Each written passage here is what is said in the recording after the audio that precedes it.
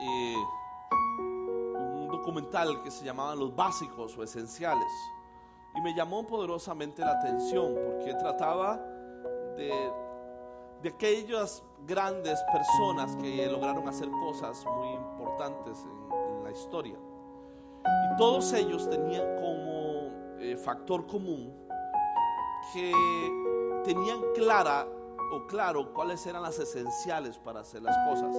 Y recuerdo uno de ellos, como soy futbolero, me acuerdo de Diego Armando Maradona. Le preguntaron cómo era que funcionaba su éxito, y entonces dentro de lo que él decía, hablaba de las esenciales del fútbol. Y entonces él decía que era lo básico, las cosas básicas que son las que al final producen grandes logros. Y entonces dice, en el Nápoles, mientras todo el mundo terminaba el entrenamiento, él se quedaba 2 horas después haciendo las básicas nada más, que los tiros libres, los saques de esquina, los pases cruzados. Él hacía las básicas nada más, solo las básicas. No era dribbling, no era velocidad, eran las básicas. Dice, esas básicas al final era lo que daban resultado.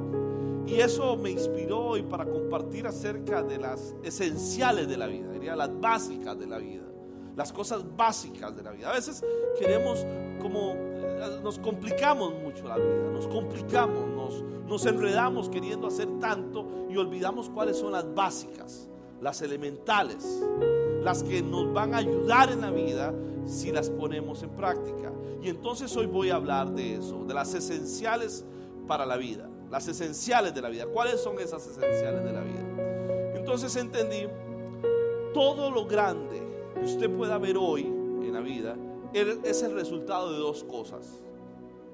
Cualquier cosa que usted pueda ver que ha crecido, que se desarrolló, que usted admire, tiene como resultado 2 cosas. Detrás de eso hubo fe y detrás de eso hubo perseverancia. Siempre hubo alguien que creyó que lo podía hacer y alguien que perseveró hasta hacerlo. Entonces de eso voy a hablar hoy. Voy a hablar de la fe y de la perseverancia, las 2 esenciales de la vida. Vea qué fácil que es, las 2 esenciales para vivir. Entonces leamos la Biblia en Eclesiastés capítulo 11 versículo 4 y veamos qué nos dice la Biblia al respecto a nosotros en esta noche. Eclesiastés capítulo 11 versículo 4 y versículo 5. Léalo conmigo, es uno de los escritos poéticos y prestémosle atención. Léalo, por favor, lea la Biblia. El que al viento observa no sembrará. El que al viento observa, dice, no sembrará. Y el que mira las nubes no segará. Como tú no sabes cuál es el camino del viento, y como crecen los huesos en el vientre de una mujer encinta, así ignoras la obra de Dios, el cual hace todas las cosas. Por la mañana siembras tu semilla, y a la tarde no dejes de reposar tu mano, porque no sabes cuál es mejor, si esto o aquello, lo uno y lo otro es igualmente bueno. ¿Es igualmente qué? Bueno.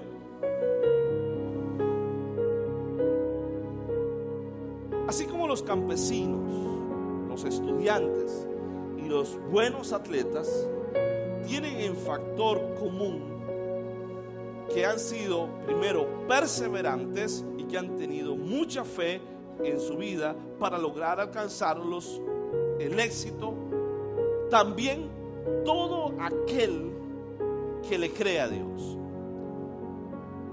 De hecho, Pablo pone como ilustración la agricultura y pone como ilustración también los atletas. ¿Por qué? Porque nos ilustran que en la vida vas a ocupar 2 cosas: fe y mucha perseverancia. No sé, seguramente han escuchado la historia de Thomas Edison. Este fue el que inventó el bombillo, eso que podemos ver. Y hoy es común ver de todo tipo y luz LED, pero él fue el que inventó esto. Pero no fue tan fácil hacerlo. No fue tan fácil. Hoy esto nos hace la vida, los hace muy bonita la vida moderna, pero él fue el que lo creó. Y tuvo 1000 esfuerzos fracasados antes de terminar el bendito bombillo. Entonces, alguien un día le preguntó si no se desanimaba después de 1000 veces haberse equivocado. Y entonces Edison respondió: al contrario, ahora conozco 1000 maneras de cómo no debo realizar un bombillo. Entonces, todo va a requerir, diga conmigo, fe y esfuerzo. Edison demuestra el valor de la perseverancia y también de una fe que es perseverante. Y hoy yo quiero animarles a ustedes, porque estamos viviendo un momento difícil. Siguen las huelgas, me están diciendo que van a seguir y que va a continuar. Y el mundo, la gente está sin esperanza. Y entonces, ¿qué nos toca a nosotros? ¿Qué podemos hacer nosotros? El jueves hablé un poco de esto. ¿Qué podemos hacer nosotros? Le voy a decir qué tenemos que hacer. 1, tener fe, y 2, ser perseverantes. Eso es lo que Dios quiere. Miremos entonces a continuación cómo podemos hacer para tener una fe perseverante, según el texto que acabamos de leer. ¿Qué podemos hacer? Lo primero, número 1, lo primero que necesitaremos será resistir los enemigos de la fe. Lo primero, si vamos a tener una fe perseverante, tienes que reconocer que la fe tiene enemigos y vamos a tener que resistir esos enemigos. El texto nos enseña cuáles son esos enemigos. Primero, número 1, el temor. El primer enemigo de la fe es el temor. El temor y la fe no se llevan. Donde hay temor no hay fe, y donde hay fe no hay temor. Esos dos siempre se anteponen, ¿sí? Y dice el texto: el que al viento observa no sembrará, y el que mira las nubes no segará. Lo que dice el sabio es que aquel que se pone a ver dice: irá a llover hoy, mejor no salgo. Aquel que antes de empezar está diciendo: ¿y será que hoy venda algo? Y aquellos que tienen negocios: ¿y será que hoy salga algo? ¿Será que hoy alguien me compre? Salen a la ventana a ver para dónde va el viento. El texto dice que el que mira, observa el viento, no va a sembrar, se va a detener, va a paralizar. ¿Sí? El primer enemigo de la fe es el temor, es nuestro miedo.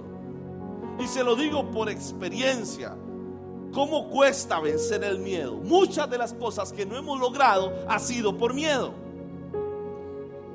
Ha sido porque nos aterra caminar. Cuando tuvimos que haber caminado, haber puesto en marcha algo, nos dio miedo para hacerlo, porque lo vimos grande, porque, ¿verdad? ¿Se acuerda? Lo hablaba el jueves de Goliat. Paralizó a todo un ejército a puro miedo. ¿Quién tenía fe para pelear con el gigante? ¿Quién tenía fe para luchar?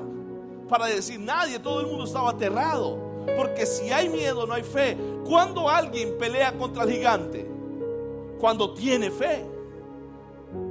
Así que el primer enemigo será el miedo, y tendrás que resistirlo, y tendrás que pararte firme. Tienes dos opciones: o tienes miedo o tienes fe. ¿Cuál vas a escoger? O tienes miedo o tienes fe. La segunda es la duda. El primero es el temor, la segunda es la duda. Santiago dice: pero pidan con fe, no dudando nada, porque el que duda es semejante a las ondas del mar, que es arrastrado por el viento y echado de una parte a la otra. No piensen pues que en tal haga recibirá cosa alguna. El segundo enemigo es la duda. ¿Será que puedo? ¿Será que lo lograré? Y si no sale, ¿Y si no me vuelve a ver? ¿Y si no pasa? El segundo enemigo que vas a tener que enfrentar es la duda. Si vas a tener fe, tienes que eliminar la duda, reprender la duda. Usted ha visto que hay gente que es como experto para sembrar duda. Usted ha visto que hay gente que usted solo pone en duda todo lo pone en duda. Mire, los riesgos son muchos. Y yo les decía hoy al equipo, siempre he sabido que hay riesgos, en todo hay riesgos. Y la gente le dice, yo no hago eso, no, porque va y pasa algo, no, porque yo no hago esto, no, porque sí, siempre hay riesgos en la vida. Y la duda vendrá para que usted no crea y te paralice. Por eso necesitas tener fe y quitar la duda. Y el tercero es la ignorancia, no saber. El tercer enemigo tiene que ver con la ignorancia. ¿Sí? Dice la Biblia que la fe es la certeza de lo que se espera, ¿cierto? Pero también dice la Biblia que la fe viene por el oír. ¿Y el oír qué? La palabra de Dios. La palabra de Dios le da al hombre la fe para creer. Por eso necesita saber la palabra de Dios. Vea lo que dice el texto en Eclesiastés 11:5. Como tú no sabes, ojo acá, como tú no sabes cuál es el camino del viento. ¿Usted sabe el camino del viento? ¿Ha visto una carretera del viento? La ruta del viento. No lo sabemos. Oh, esta sí es buena. ¿Cómo crecen los huesos? Esta está buena. ¿Cómo crecen los huesos en el vientre de una mujer? Después de ser un guarazapito, llega a ser un guarazapote, no, uno grandote. Después de ser algo raro, sin figura, empieza a crear todo. ¿Puede saber usted cómo se forma eso? No. Si algo nos cuesta, y ahorita lo vamos a ver, es que para la fe necesitas conocimiento. ¿Sí? ¿Por qué? Porque la ignorancia, ignorar lo que Dios hace en tu vida, te va a paralizar tu fe. Si hay algo que nos aterra es el no saber. Hoy me mandaron un meme. El meme es del perro que adivina las cosas. No sé si les llegó. Hay un perro que adivina las cosas de los partidos de fútbol. Y lo iba a poner para que lo vieran, porque el meme dice que hoy ganaba Costa Rica, pero ponían los dos platos de comida. Es que le ponen dos platos de comida. Y entonces el perro, el plato que escoja, ese es el que va a ganar. Pero en el meme era al plato de Costa Rica le ponían pollo, carne, huesos, de todo. Y al otro lado, al de México, le ponían zanahorias, pepino, remolacha, lechuga. Y entonces el perro, ¿cuál comió? El pollo. Pero lo que me llamó la atención fue algo. Porque si nosotros supiéramos cómo termina la cosa, lo haríamos sin pensar, ¿verdad que sí? O sea, si usted supiera cómo va a terminar, usted se aventura. Y lo dijo aquel hombre, iba a decir otra palabra, el presidente de Venezuela. Ahora que empezaron las manifestaciones, dijo: venezolanos, tranquilos, tranquilos, dicen los infelices. Tranquilos, están muriendo de hambre, tranquilos. Tranquilos, tranquilos. Ya yo fui allá y vi cómo terminó esto y regresé. Y con esta seguridad él estaba. Yo dije: ¿cuántos cristianos deberíamos de pensar de esa forma? Deberíamos de tener esa fe. Si usted supiera cómo va a terminar, usted lo haría sin ningún problema, ¿cierto o no? Si a usted le dijeran, lo llevaran a haber terminado el proyecto, ya usted vio cómo va a terminar el proyecto, y lo traen ahora acá, al viaje del futuro, me suena como a película, ¿no? Inmediatamente ya usted sabe qué hacer. Sí, allá voy a terminar. Pero como no lo sabemos, eso nos mata la fe. Por eso la fe es la certeza de lo que se espera. Y usted va a tener que creer aunque no lo vea. Y vamos a tener que empezar a creer, y que la situación está mal. ¿Y qué le dicen a uno? Esto va a terminar mal. ¿Y qué vamos a hacer? Y no vamos a poder. Claro, ya lo vio. Mató la fe. Pero cuando usted puede mirar adelante y decir, suave, no, vamos a salir adelante, porque Dios está con nosotros. No se trata de dinero, se trata de Dios. Y Dios nos va a ayudar. Cualquiera que sea la situación, Dios nos va a ayudar. Lo segundo, lo primero es que necesitas resistir los enemigos de la fe. Lo segundo es que tu fe tiene que superar la razón.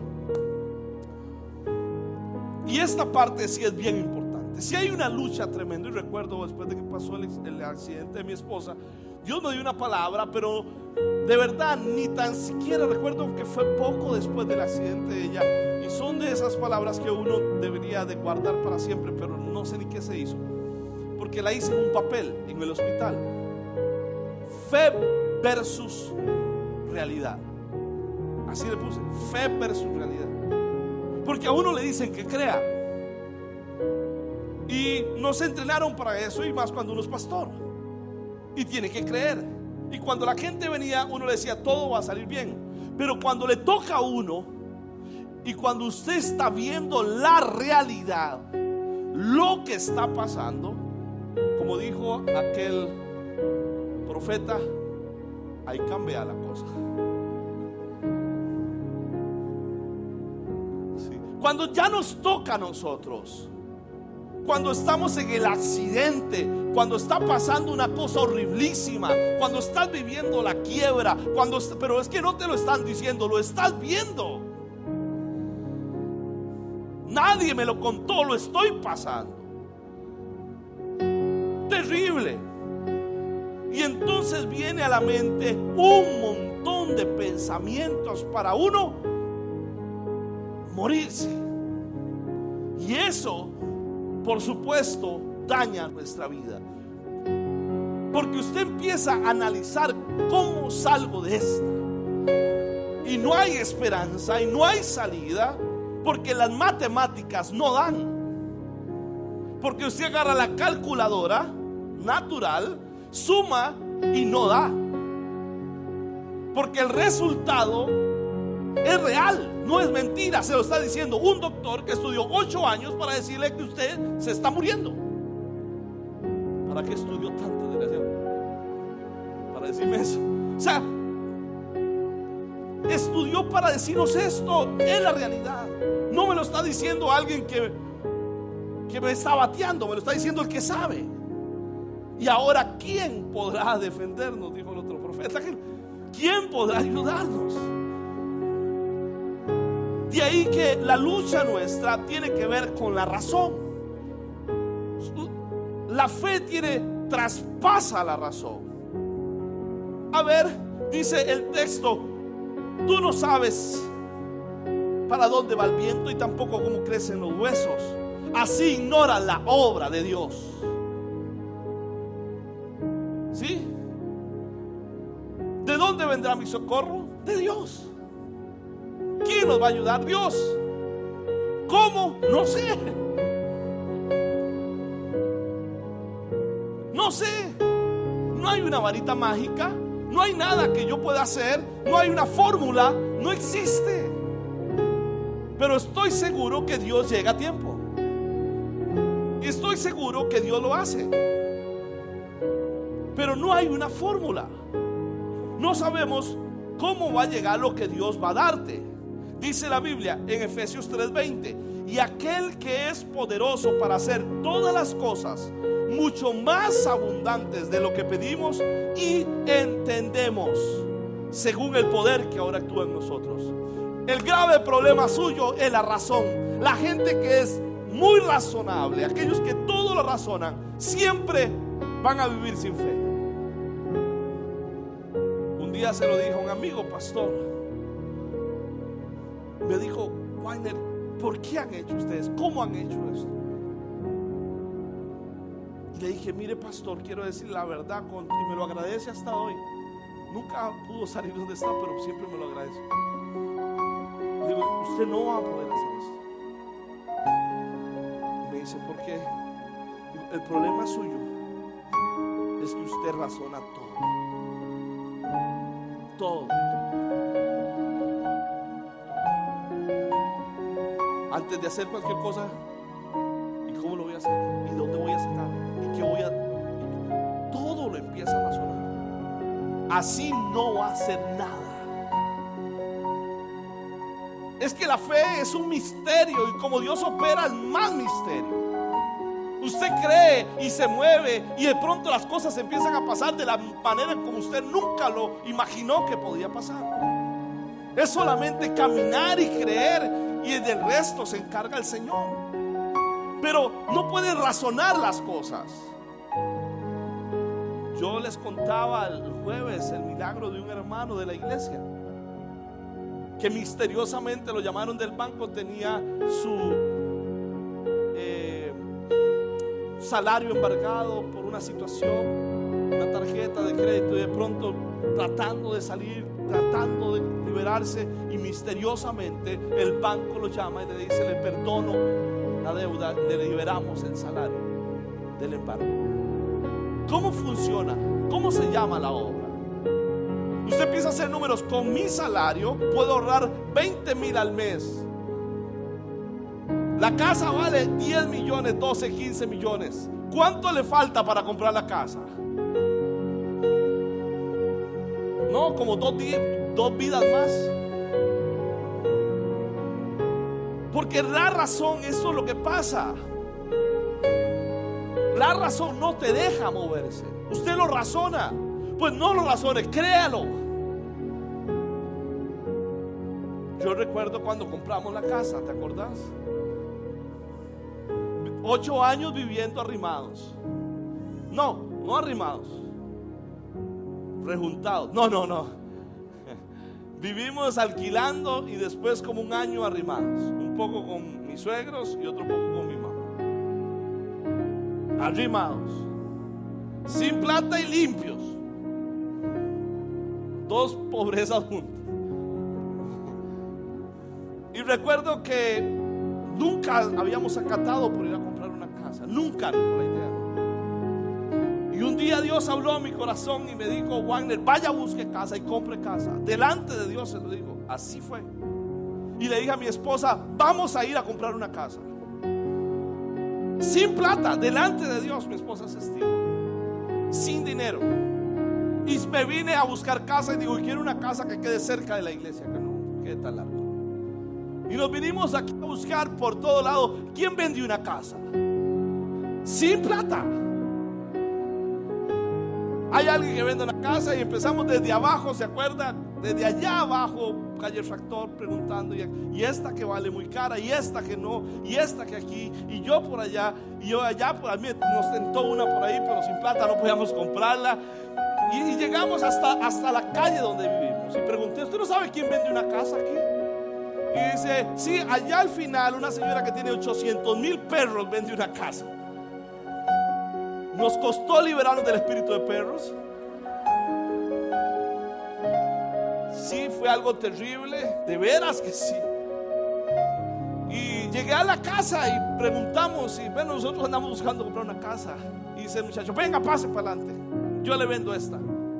Para no cansarles con la historia, de verdad, el miércoles siguiente me dice el muchacho: ya le desocupé la casa, véngase. Y yo le dije a mi esposa: ahora sí, ¿qué vamos a hacer? ¿Y quiere que les diga una cosa? El viernes estábamos en la casa donde hoy vivimos. ¿El asunto tenía que ver con plata? No, el asunto tenía que ver con fe. Es que la gente no se atreve a hacer locuras. Pero yo, si algo disfruto, es esto. Y ¿sabe por qué estoy predicando esto? Y probablemente voy a hacer una serie de esto, porque necesito inyectarme. Porque en diciembre, en enero, vamos a empezar a hacer huecos allá arriba. Y van a ver usted el desmadre que vamos a hacer allá arriba. Y va a ver usted, y vamos a empezar a hacerle y a volarle a eso. Y van a ver lo que vamos a hacer ahí en el nombre de Jesús y para la gloria de Dios. ¿Sabe cuál es el mayor problema de una iglesia? Estancarse y dejar de moverse. Y eso paraliza. Eso detiene. Usted no puede quedarse donde, dígale que está solo, usted no puede quedarse donde está. Muévase. Yo ando como lo ando en el inglés. Muévase. Tiene que hacer algo, no puede razonar las cosas, tiene que moverse. Pedir es espiritual y la fe lo lleva adentro para que lo capacite. ¿Sí? Quien se concentra en entender no logra nada. Aquel que está entendiendo todo, cómo funciona y cómo opera, no va a lograr nada, no lo va a hacer. Dios no pide que entendamos, Él pide que caminemos. Abraham le dijo: sal de tu tierra y de tu parentela. ¿Para dónde? No sé, salga. No le dijo para dónde. ¿Por qué no le dio un Waze? ¿Por qué no le dio un mapa, algo? ¿Por qué no le dijo para dónde? No, salga de aquí. Y para donde sea, camine. Así funciona. Dios no pide que entendamos, solo que obedezcamos. A Noé le dijo: haga una arca. ¿Para qué? Porque viene un diluvio. ¿Dónde? En un lugar donde nunca había llovido. Obedezca, camine. Dios no pide que entendamos, sino que hagamos lo que la palabra de Dios dice. No tengo oro ni plata, mas lo que tengo te doy. En el nombre de Jesús, levántate. Y lo último es que tu fe debe ser perseverante. ¿Cómo debe ser tu fe? Yo diría una fe obstinada. Y lo he dicho muchas veces. No me le meto a nadie que tenga una fe obstinada. Sí. Tengo un amigo de esta iglesia. Vivió aquí muchos años. Y siempre dijo: pastor, voy a casarme y voy a tener una buena muchacha. Y le pasó muchos años en esta iglesia y no consiguió nada. Y yo dije: se va a morir solo. Y un día esto me dijeron que tiene novia y que se va a casar y que quiere que yo lo case. Dije yo: qué fe más perseverante de tipo. Porque tiene que tener mucha fe para controlar. No tiene que tener mucha fe. La fe tiene que ser perseverante y obstinada. Si la gente que tiene una fe, mire, tenga mucho cuidado con esto, porque la fe no puede ser resultado de emociones. Hay gente que cree hoy porque se emociona y mañana deja de creer. La fe tiene que ser perseverante. Dice la Biblia: por la mañana siembra tu semilla. Eclesiastés. En la mañana siembre la semilla, y en la tarde no deje de reposar tu mano, porque no sabes que sea lo mejor, aquello o esto. Lo que dice el texto es: tienes fe en la mañana, también sigas teniendo fe en la tarde. Tienes fe hoy, tienes que tener fe mañana. Y tienes que creer perseverantemente. No puedes estar creyendo a medias, tienes que estar creyendo siempre. Siempre. Una fe perseverante. No solo en la mañana. La fe y la perseverancia van de la mano. No pueden ir separadas. Si hay algo que toca el corazón de Dios, es una fe perseverante. Y lo pone en la Biblia. Jesús lo puso muchas veces. Puso el ejemplo de aquella viuda en la parábola con el juez injusto que llegaba a pedirle justicia una y otra vez, una y otra vez. Puso la parábola de aquella mujer que llegaba a pedir pan una y otra vez, una y otra vez. ¿Para qué? Para que nosotros entendiéramos que la fe tiene que ser perseverante. No es de un día ni de otro, es de todos los días. Es de estar creyendo perpetuamente. En la Biblia hay un texto de unos hombres perseverantes. En Mateo capítulo 9 versículos 27, léanlo conmigo. Dice la Biblia: pasando Jesús de allí, le siguieron 2 ciegos. ¿Cuántos ciegos? Dando voces y diciendo: ten misericordia de nosotros, hijo de David. Versículo 28. Llegando a la casa,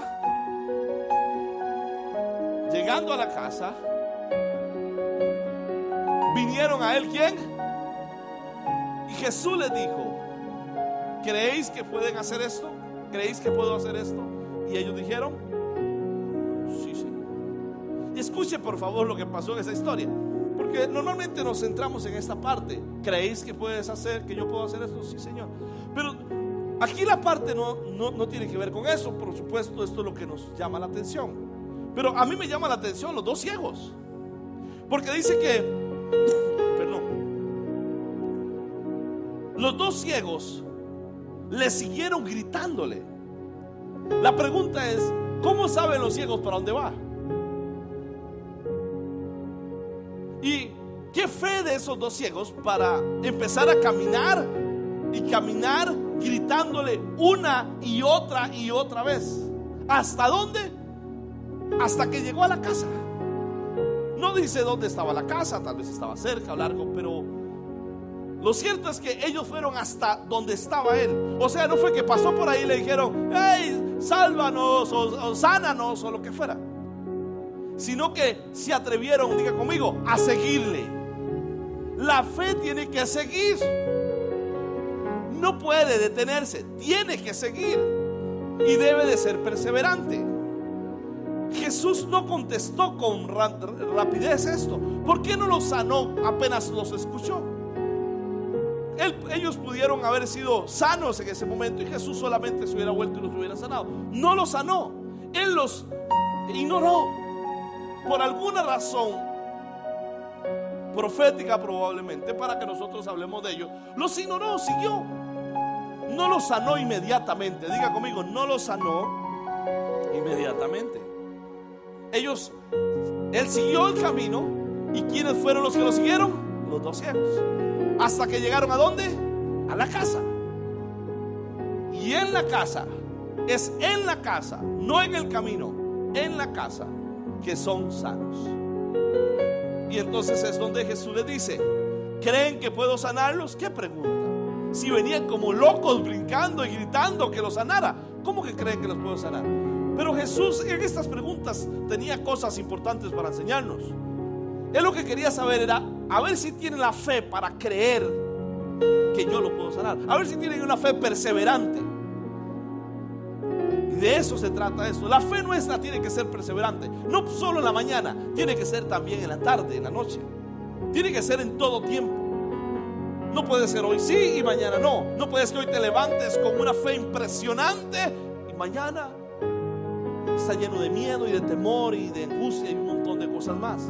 Por eso Dios quiere que tengas una fe perseverante.